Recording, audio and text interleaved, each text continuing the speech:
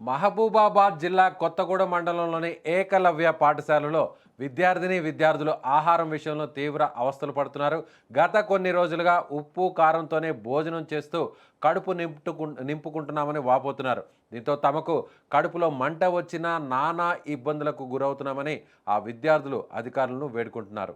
గత 4 రోజుల నుంచి ఏకలవ్య పాఠశాలలో ఉప్పు కారంతో భోజనం తింటున్నారు. దీంతో కడుపులో మంటతో పిల్లలు అవస్థలు పడుతున్నారు. పాఠశాలకు కూరగాయల పంపిణీ టెండర్ అయిపోవడంతో ఇప్పటికే 10 రోజులు 15 రోజులు పూర్తవుతుంది.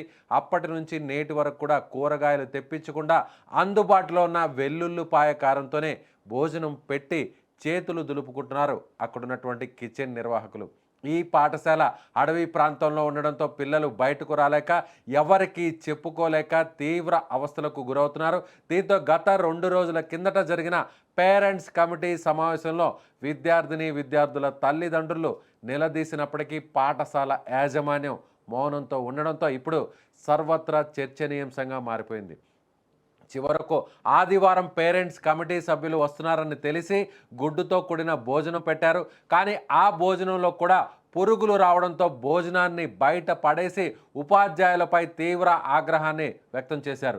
ఇదిలా ఉంచితే ఏకలవ్య స్కూల్ ఇంగ్లీష్ మీడియం అయినప్పటికీ ఉత్తర భారతదేశం నుంచి వచ్చిన ఉపాధ్యాయులు పూర్తిగా హిందీలోనే బోధిస్తున్నారని, ఈ భాష ఈ ప్రాంత విద్యార్థులకు అర్థం కాకపోవడంతో విద్యార్థులు నానా అవస్థలకు గురవుతున్నట్లు తెలుస్తోంది.